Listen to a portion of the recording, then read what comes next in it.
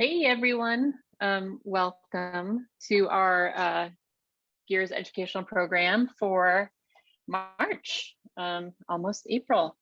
We have Jay Lowe joining us today from Hutch's. He has 25 years of bike fitting experience and is also a certified master fitter through the specialized fitting program. So we're really excited about that. A little housekeeping. We are going to try to stay muted if possible. He will have some spots where he's going to stop for questions. Feel free to throw questions in the chat at any time. Yeah, and I think that's about it. But Jay, you can take it away. Awesome. Thank you very much. And hello, everybody. Thank you for the opportunity to speak to you about this.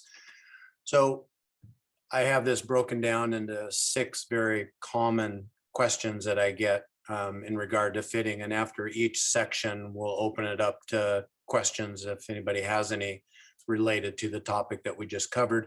And at the very end, it will be wide open to anything around fitting or bicycles in general, to be honest. So at the very end, we'll be open to all your questions. So a little bit about me. I've been here at Hutch's for, I think it was my 36th year. I've been fitting for 25 years or so. Specialized offered a program where they had 3 distinct different classes that you could take to eventually go down for your 4th time to take a comprehensive exam. And if you pass that exam at 95% or greater, you were certified a master fitter. There are 150 of me in the world. That program has since changed, so they are not offering that currently. I go down pre-COVID once a year to help teach a fit class, and that's kind of been my experience around fitting. So the first question or topic is kind of common, and a lot of people don't really know what fitting is. And I think that it's important to know that fitting is a lot like tailoring when you take your clothes to a tailor. So one of the examples that I frequently use is that I've got 5 or 6 pair of pants. They're all 32s, and all of them fit me differently. They're the correct size for me, but some of them are looser, some of them are tighter. I'm quite sure there's a few of those pants my wife does not like, and I assume somewhere in there's a couple pair that she does like.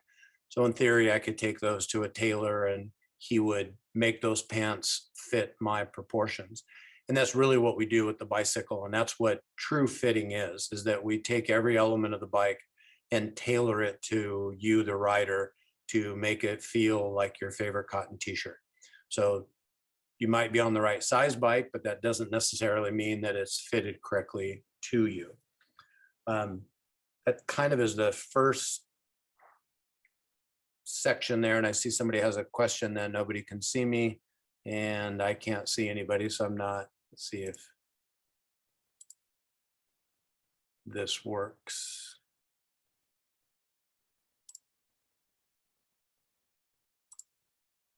We see you now. You do. And you still see me? Yep. Okay, good. So are there any questions about kind of what fitting is in general?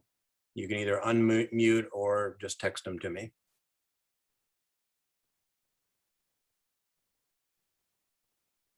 Cool. So I think the next distinction to know is the difference between fitting and sizing. Sizing is, I think, what all the shops in town do a really good job of doing, and that's making sure that the bike actually can be fitted to you, and that would be getting the correct size. And the analogy I used earlier of my pants, 32 is the right size. I'm doing roughly 100 fits a year, and I consistently get about 1 to 2 a year that somebody comes in with their bike that is so far off from the right size that I cannot fit them. Usually it's a hand-me-down bike or a bike that somebody gave them or they bought off Craigslist or something. Fortunately, I have not had any issues with bikes that have come from actually Oregon, but mainly the Lane County and Willamette Valley. So everyone's doing a good job of getting their customers on the correct size of bike, but there's a huge difference between sizing and fitting. So I think that analogy is kind of important to understand. And is there any questions on sizing versus fitting at all?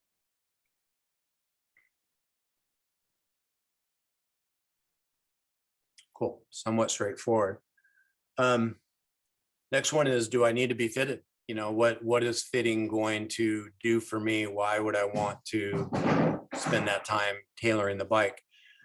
I think there's a lot of things that it does. For some people, their goal, and we always ask what the goals are in the fit, is to be faster. A lot of my clients have no interest in necessarily being faster, but when I pose the question, would you like to make it easier to go uphill? I've yet to have anyone say, no, can you please make it harder to go uphill? So if we can tailor that bike, and if all that power that you're able to generate goes directly to the pedals, that makes riding the bike more efficient. It makes going up hills easier. If we're in the right position and we're using the right musculature to power the bike, mainly the glutes and the quads, then that's going to make going uphill easier. It's going to make whatever distance you're doing more efficient. And if speed is your thing, then yeah, it will make you faster as well. It can also open the door for, if something's slightly out of adjustment and you've got some pain or injuries associated with that, then getting the correct adjustment can allow that to heal. Or in a lot of cases, if you were to get fitted before you started putting a lot of miles on as the weather changes, or you're starting a cycling program, if you haven't been, it's a good way to make sure that you aren't going to be creating issues with the body and the skeletal structure on a bike that wasn't fitted correctly to you. So I think that the other thing that it does is, it surprisingly to people, it makes you a lot safer. So it gives you a lot more stability on the bike. It's, to me, really important that my clients are comfortable grabbing their water bottle or changing hand positions or pointing out an obstacle in the road so people behind them don't happen to hit it. And if you take your hand off the bike and the bike moves much more than a few inches left or right, then that becomes problematic in terms of being dangerous, and you're not as stable.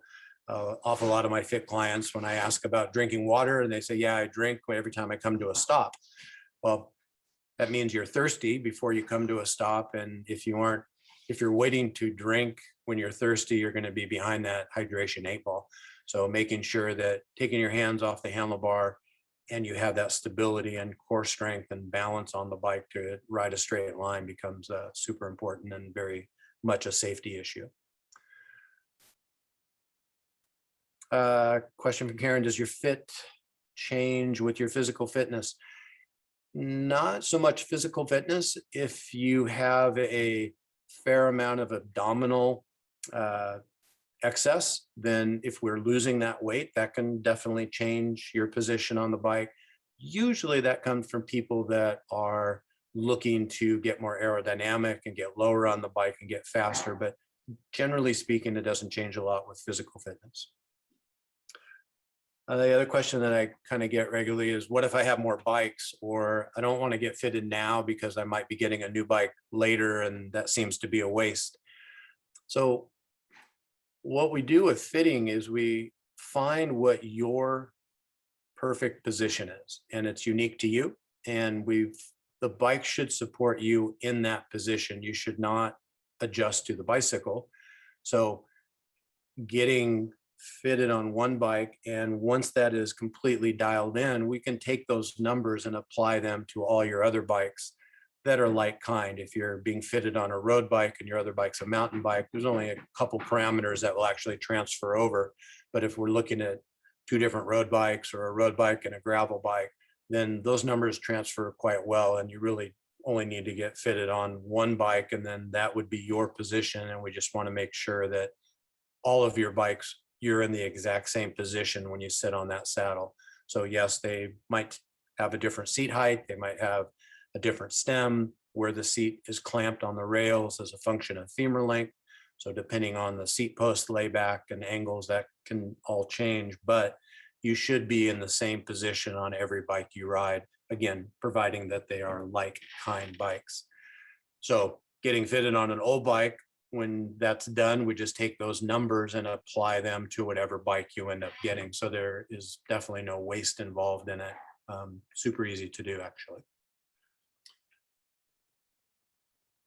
Questions on any of the topics that we've covered yet? Kind of straightforward. Do you fit primarily riding hand position, A drops versus tops. Very good question. So if I'm fitting somebody with a drop style handlebar, that handlebar really consists of 5 primary hand positions, and you should be comfortable riding in all 5 of those positions. An awful lot of the time, the vast majority of the time, when I'm fitting a client and their bike has a few miles on it, that bike tells me an awful lot about where that client is riding. So white handlebar tape, the bottom of the bar is pristine, can tell that they don't ride there. At the tops and around the levers and the controls, it's grimy and looks hammered, and obviously you can tell where they spend time. So it's really important that you are able to utilize all 5 of those positions. 2 of those positions are on the drop of the handlebar. And yes, I do want you to be able to ride there. Obviously, you're the one that's sitting on the saddle. You should ride wherever you want. But once the bike is positioned correctly, most everybody finds that riding in the drops becomes much more obtainable. The more you ride down there, the more comfortable it gets. You lower your frontal mass index, so you're pushing a lot less of your body through space.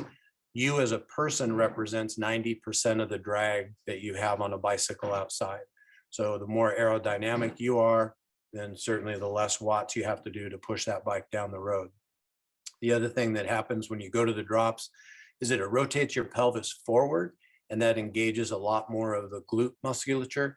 And so if we're looking to power the bicycle, which you're essentially doing a one-legged squat, your body doesn't know if you're riding a bike going up and down stairs or in the gym with a squat rack, being able to utilize that glute gives you a whole lot more power to the bicycle. So the drop does allow that glute to engage a little bit more. So super important that you can ride down there. The other question I get frequently is, how often should I be fitted?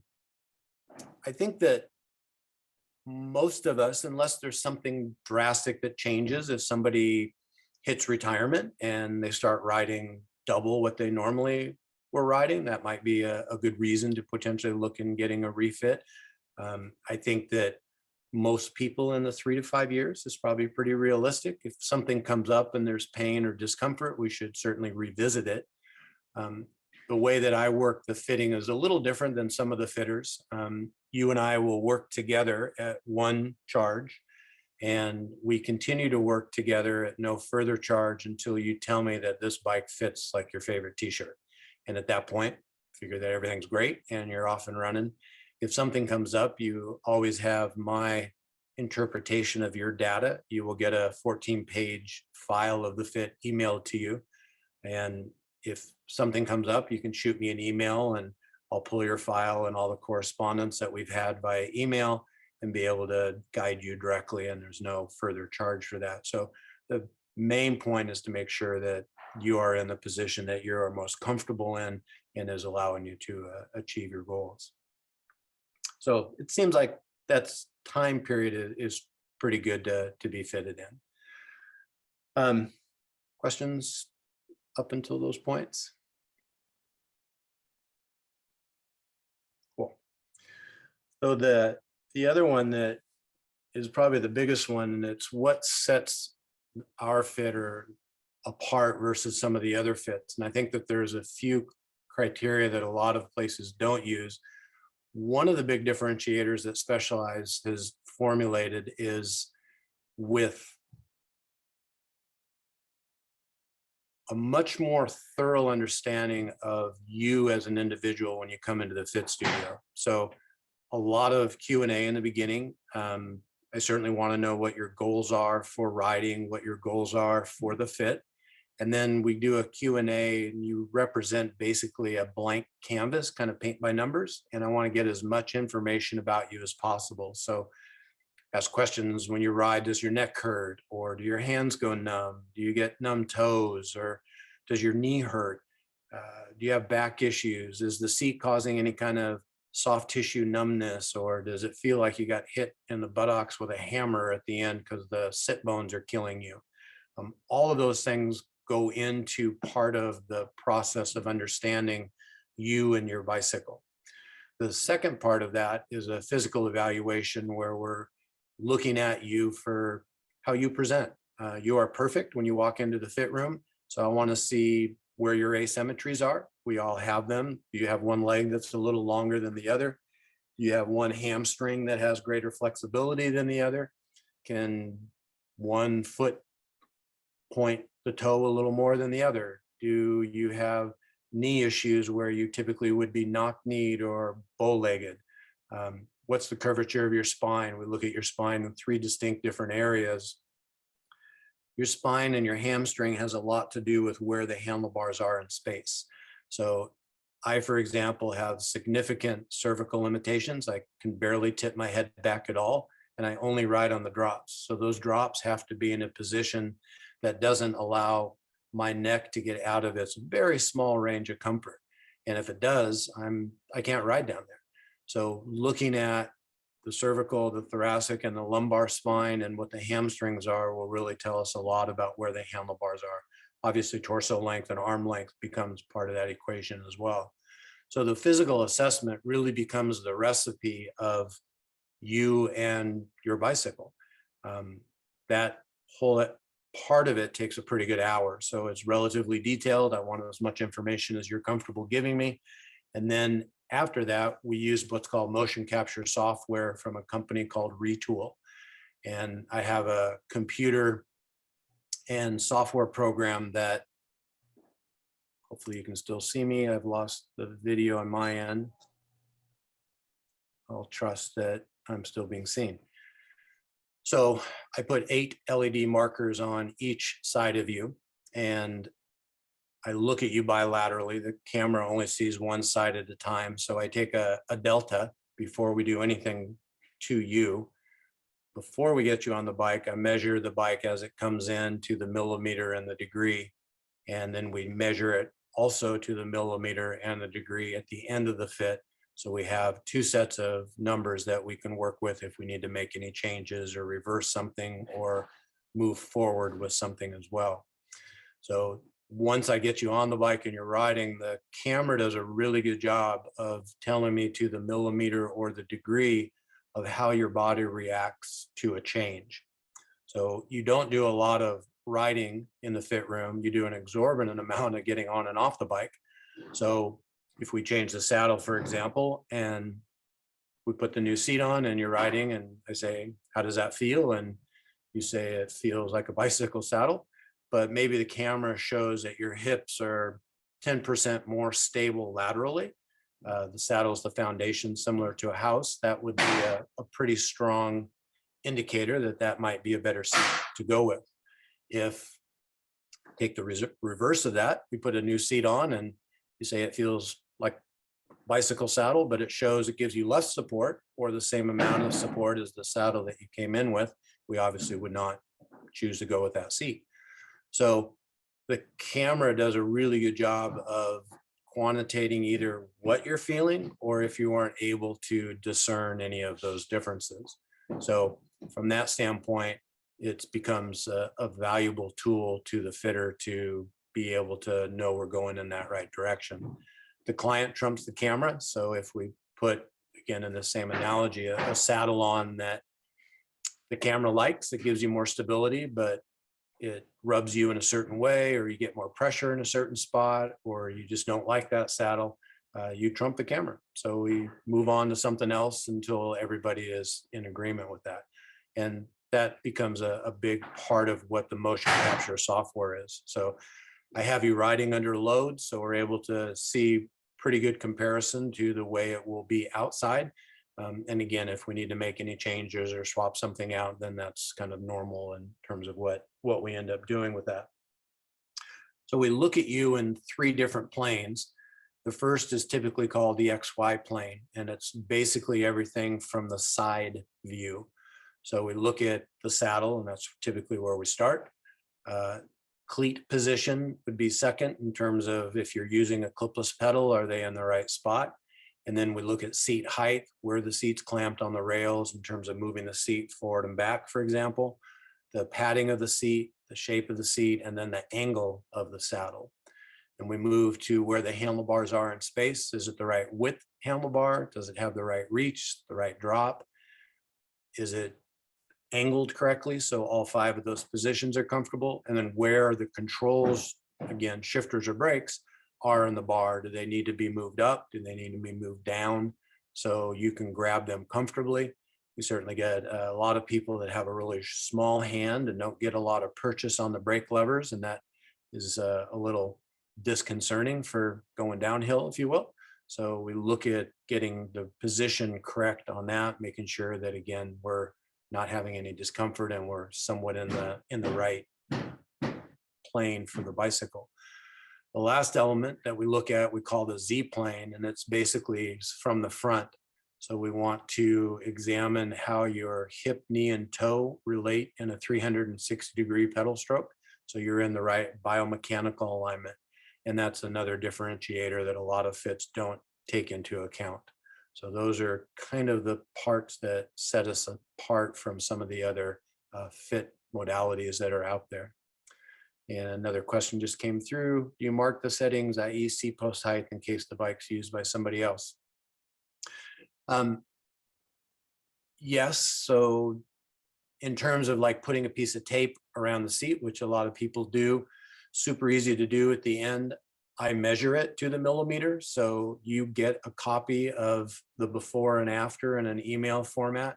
So you'll be able to measure it as well. But if you like the idea of tape, obviously providing somebody doesn't need it to be lower, that tape isn't going to work obviously at that point, but you can definitely mark it how you will. And if you lose it or can't find it, I have a record of it. You can always shoot me an email and say, hey, what was my seat height? And I'll look it up and tell you to the millimeter. So the measuring before and after is super important. And we have a very cool measuring device that measures it extremely accurately. And part of what you get in that email is how I measured it. So you can duplicate that on other bikes if you wanted to do that. So super easy. I think that I'm going to go back a little bit. One of the things that I found quite interesting is how this whole process came about through Specialized. And as the story is told, the owner of Specialized name is Mike Senior, and he woke up with an epiphany that he's paying his bike engineers huge salaries to design gloves and handlebars and saddles and shoes. And if he pooled his worldwide team and looked at how much medical experience they had, it was zero. So we started wondering if that was the gateway to information. So he commissioned a very unscientific study. I think it was 200 or 300 riders, from pros he pays to ride for him to people that ride 2 or 3 times a year. And he asked 2 questions. When you ride your bike, does anything hurt? And the second question, if yes, and it was in the high 90%, that was yes, what hurts?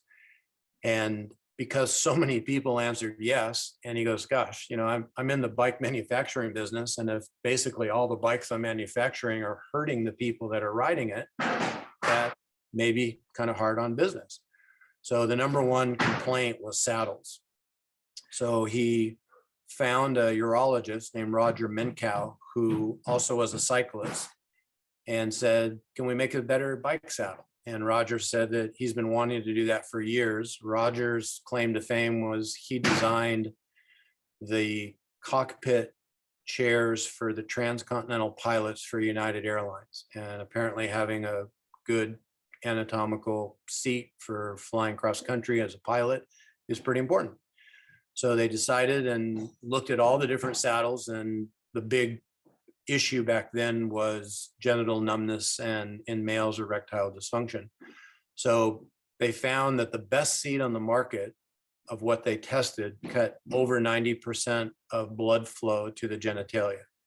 So they redesigned the saddle, and it to this day was the number one seat that's ever been sold in the cycling industry. It started with what was called a BG saddle, or body geometry.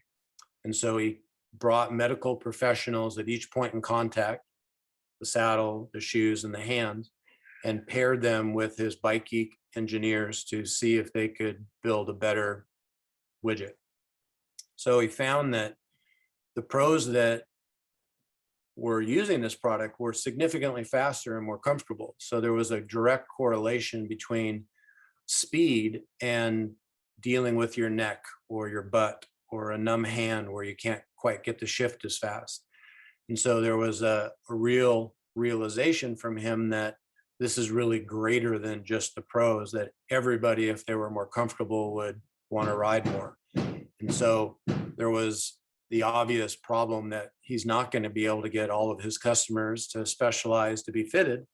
And that's where starting this fit process in terms of classes to bring employees and shops down that wanted to make the capital investment, both in resources and in time, to become a fitter, might be able to get people more fitted. And so that was kind of the birth of the specialized fit program. And he paired with those, and it has been quite successful. So those are really the differentiators between what we use here and what a lot of other places do. Doesn't mean it's the best one or the only one. I personally feel it's the best, but anything that gets that client more customized on their bicycle, comfortable, and enjoying the sport of cycling is thumbs up. Any questions related to anything in terms of fitting?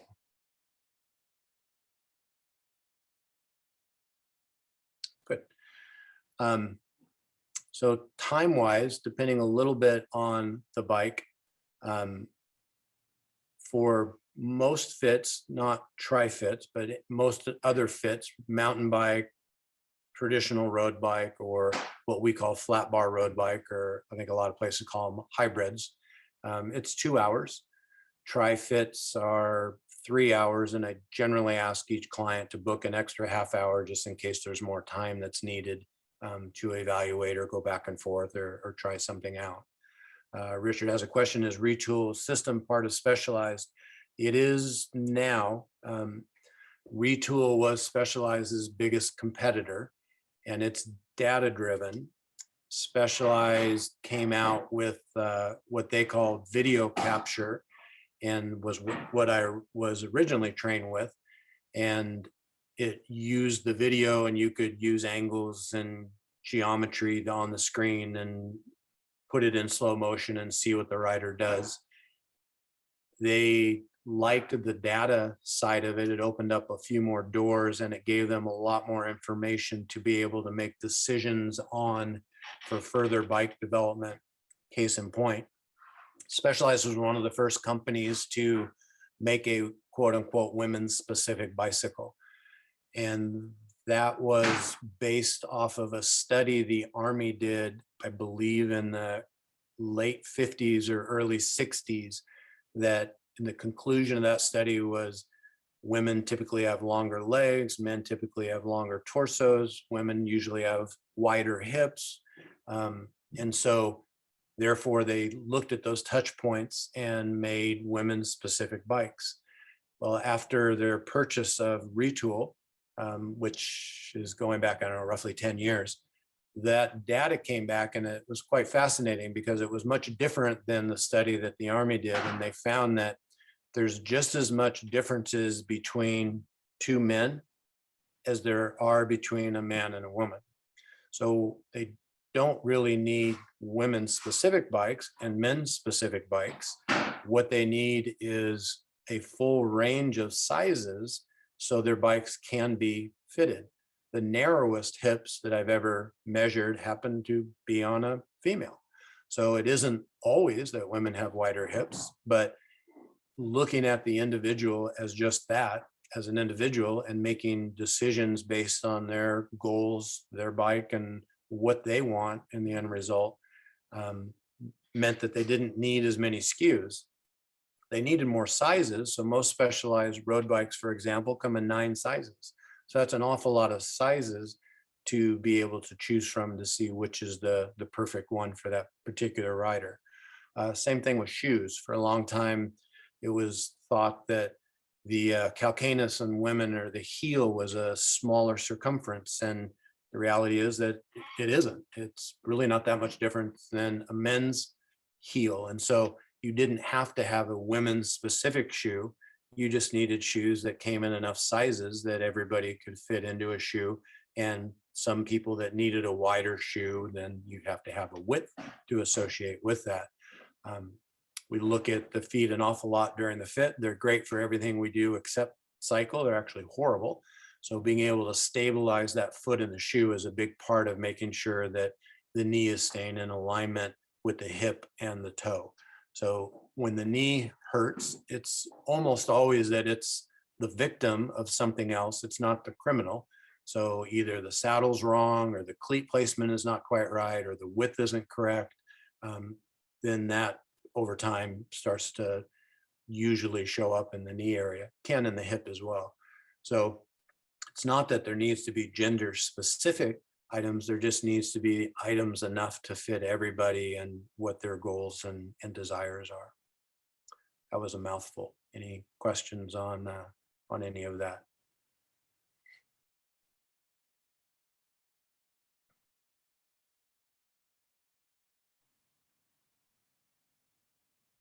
Cool. So kind of the last element, I'm going to come back a little bit to the feet. A lot of people use a clipless shoe, and an awful lot of people think that it's good to use a clipless system because it allows you to pull up, therefore using more musculature and powering the bike. That is not accurate. It doesn't allow you to pull up at all. The muscles that you would use to pull up are extremely inefficient. They're really designed to be stabilizers, not drivers. And so the advantage of a clipless system is several. It does allow you to stay in the power phase of the pedaling motion, or in a 360-degree circle, about 5 to 7% longer. So that part's good. As a fitter, I know where your foot is to the millimeter every time you get on the bike.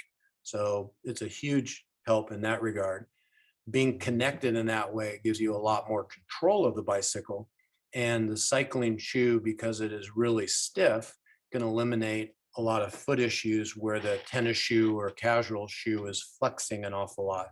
That also is a huge waste of power. It's also. So people will spend an awful lot of money for these really stiff carbon sole shoes, and their cycling shoe typically does fit tighter than their casual shoe. But what they don't realize is that that foot is moving inside the shoe. So there's 33 joints and 54 bones in that foot, and that foot is flexing and articulating and collapsing in the power phase of the bicycle. So the knee is all over the place. So really what we want that shoe to feel like is like a latex glove. So arch support is a huge part of a good bicycle fit, to make sure that there's a marriage between your foot and the inside of that shoe. And when you have that, it's quite an epiphany of how much more power is going to the pedal and how much more stable your leg feels throughout your pedal stroke. And that's a huge advantage. And so this great, expensive, stiff cycling shoe is a good step, but it's missing a critical component of what's happening on the inside. Question from Randy. I have a new knee. Good job, Randy. I've got a hip that's new. Could that have changed my Q factor? Yes-ish. So it probably changed, or had the potential of changing quite a bit, especially if you're in a clipless pedal. And we want to make sure that the cleat would be set correctly. So most people know that clipless pedals have float, which means that your heel can rotate left and right, if you will, a fair amount, a few degrees. And it's important that the cleat is placed correctly, so the cleat is in the middle of the float.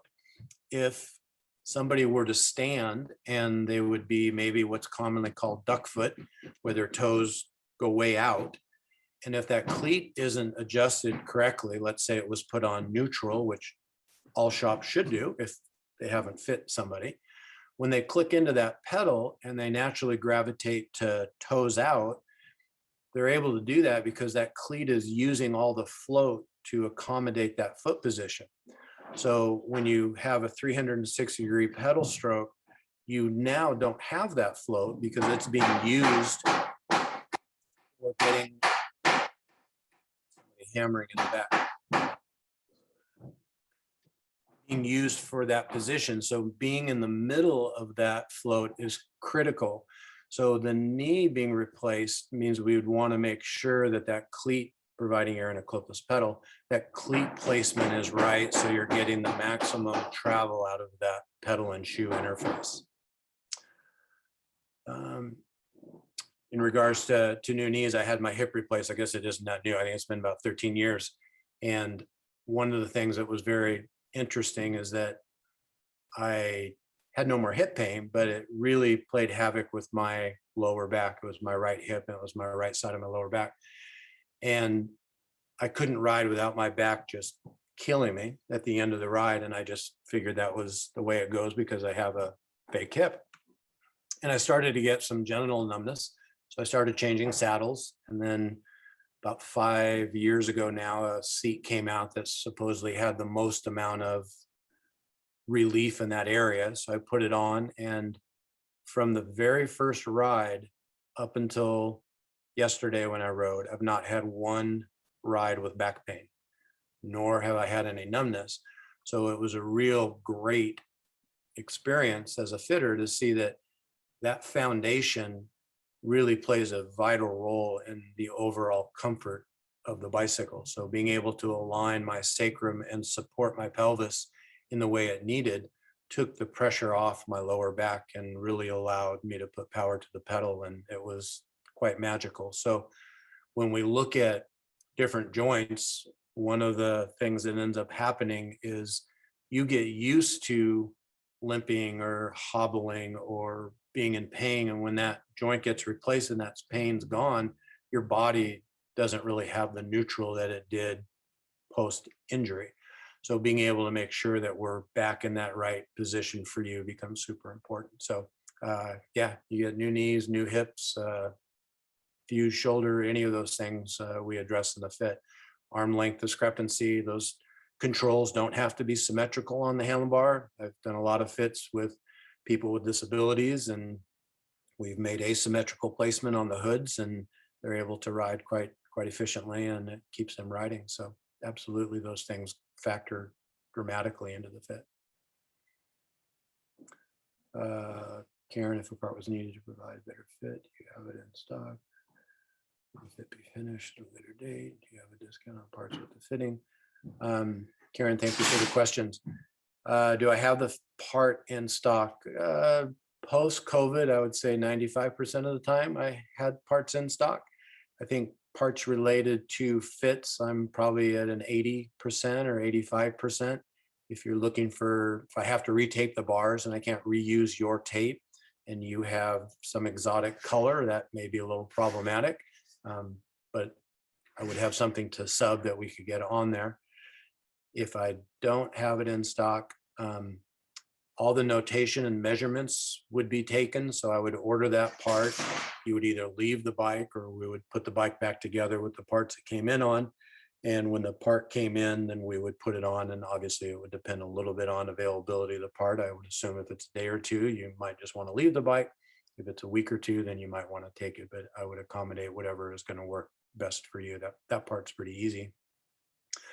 I do not discount fits. Gears does get 10% off. So bars and saddles and tape or anything that's needed, you would get the 10% off. This might be premature, and if it is, then it won't be the first time I've done this. But in regards to Blackberry Bramble, one of the things that Karen and I have talked about is potentially looking at some sort of a special for Gears members that sign up for the Bramble that want to be fitted. There would be a one-time discount for that, and we can certainly discuss that if there's some interest in that. Any other questions related? I joined late. What is the cost of the fit? So the fit cost is $250 plus whatever parts are needed. Anything that you do buy is guaranteed in there. So if we pick a saddle, for example, and we all like it and feels great, and you go out and ride and it's good, and then the warm weather comes and you start riding a whole bunch, and all of a sudden that seat doesn't work for you, and you bring it back and you get full trade-in credit or refund. So my goal is that you're completely happy with the bike and we continue to work towards that end. If you come back in 5 years and tell me the seat isn't working, I'm probably going to have some questions for you. But generally speaking, I want to make sure that whatever it takes for you to experience it long enough to know that it works is good. Very rarely do those things happen, but I'm certainly going to do whatever it takes to make that situation good for you. The process I did cover, we do a Q&A in the beginning. We look at a physical assessment. I use motion capture software, which is a camera, and I put 8 LED lights on each side of you. The camera tells me what your body does in space, and then we measure the bike again before and after is basically that process. Stems, saddles are both big, Larry. So again, if you're on a drop style handlebar and you're not utilizing the drop of that bar, it's almost always that the stem is in the wrong position or the handlebars are in the wrong position, and we change the stem to get the bar in an appropriate position for you.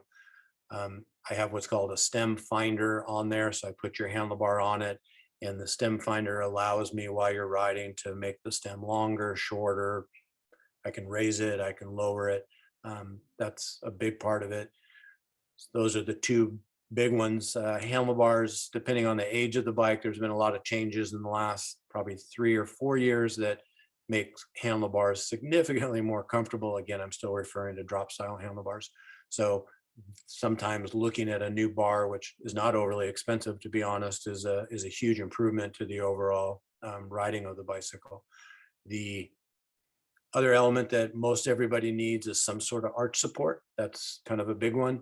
And again, anything that you try in the fit room, you aren't obligated. So if we put a seat on and you say, gosh, I love this seat, I want it, I'd like to wait for a bonus or stimulus or next paycheck, or if you want to try and find it online cheaper, that completely is fine. I'm more than happy to put it on when you bring it in to me. So anything that is needed, but the arch support is big, and you try it. And if you want to pass on it, then you pass on it. That's totally fine. Again, it's about you and how you want the experience to be and where you want the bike to be positioned that's going to best suit you.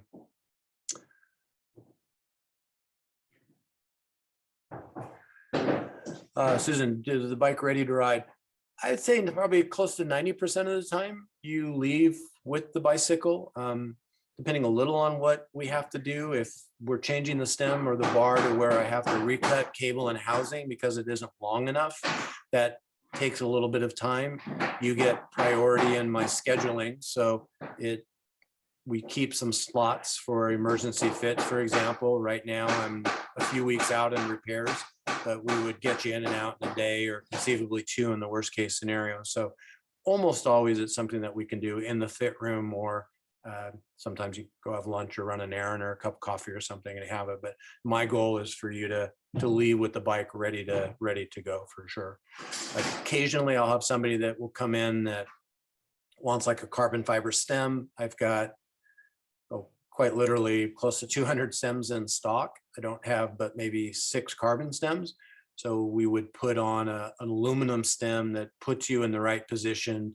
That would be a loaner. And then I would order that carbon stem or whatever stem you're after. And then we would swap it out. And that, again, I could do while you wait. That doesn't take any time at all. So I definitely want you getting on the bike and riding. The other thing that does come up a fair amount is if you have more than one bike, whatever bike you get fitted on is the one that I would really want you to spend some time riding to make sure that we fine tune it. And then once you say, oh yeah, this is awesome, then we can start applying, or you can apply if you don't want me to do it, all your other bikes to be set up in that position. But ideally you would try and ride the bike that you got fitted on the most versus like maybe a commuter bike and your road bike, but try and commute on, just spend as much time on the fitted bike as possible. Stephen, if you already have my data from an earlier fitting or another bike, how does that change?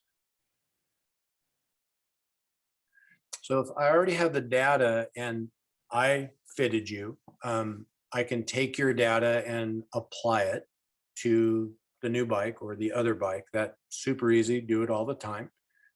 If you got fitted somewhere else and you have the file or you have a piece of paper with the numbers on it, it's great to bring it. I'm still gonna fit you, but we'll certainly look at that and talk about if there's changes that I see, why I'm recommending the change. We talk about it. This is not about you coming in and I dictate everything about the fit. It's completely the opposite. It's a conversation that we have, and you try different positions, and we talk about my ideas, we listen to your ideas, and ultimately it's you and what you want. And so if you don't see a difference in my fit and the fit that you got, then we're going to use those numbers for sure. That very seldom happens, but occasionally it does, and sometimes we do part of that. And yeah, whatever is going to work best for you. How does that change the duration of the fitting? If I've already fitted you and there hasn't been changes, then I can just use the data from the questions that I asked and the flexibility analysis, and that cuts the time down. If it's been a few years, unfortunately, we typically don't get more flexible as we get older. We don't get more hair as we get older. So it's probably a good idea to go through that again and just see what changes our body. I mean, to me, it's pretty fascinating anyways. I had a gentleman, I think it's been a couple years, and can somebody nod? Is my camera on? Can you guys see me? Great. So I had a gentleman that was sitting in a chair, and he was sitting like this. And I'm talking with him and I go, Dale, do you know your left shoulder is like a lot lower? Did you break it or have any problems? He goes, no, what are you talking about? I go, you don't know that? He goes, no. I said, do you mind if I take your picture? He goes, no, absolutely. So I took his picture with a cell phone. I showed it to him. He goes, oh my God. And I go, yeah. And he goes, why didn't my wife say anything? I said, I don't know. It might be a conversation to have with your wife, but something's going on here. So that's something that was relatively new, I assume, because he was very unaware of it. So things do change, and to be able to see what those changes are is, I think, kind of fascinating. So that can a little bit change the duration of the fit, but usually it doesn't. So no, it isn't always too old to use, but it sometimes needs to be updated, I guess, is the easiest way to put it. That's my spiel. If there's questions related to fitting or bicycles in general or COVID or how you power a bike and technology, anything of that nature for the next 10, 15 minutes, I'm certainly available for you guys.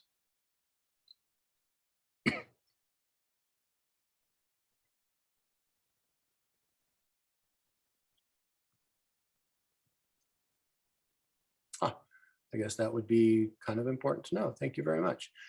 I am working at Hutch's Bicycle Store in Eugene. So 960 Charnelton. Obviously the fitting is on an appointment basis because it takes so much time, but you're always welcome to come in and bring your bike and say, hey, this is my bike. And do you see anything that stands out that I should know about, or should I be fitted? And that goes a long way to me to point things out to you. Sometimes people come in and their bicycle saddle looks like a horse saddle. It has a big concave to it. If you actually go look at your saddles now, I think of the 7 or 8 people that are on here, that half of you will probably have a seat that's broken down. So being able to have somebody point that out where you go, oh yeah, wow, look at that.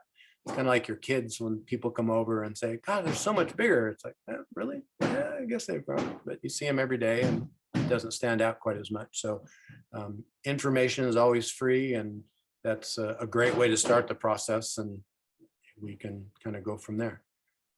You're very welcome, Larry, Barry.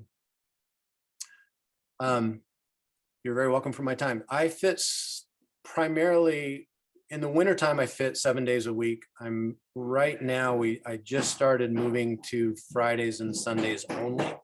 There are a couple exceptions that I can make in there, but those are generally my days off. And so I typically fit my days off. So it's pretty hard. I'm still on the sales floor and have to run the store. And so to be off for the 3 hours to do the fit during the week becomes a little problematic, but certainly can work things out to make that happen. And you are all more than welcome. I enjoy talking about this and could ramble on for hours. So thank you for the time. It's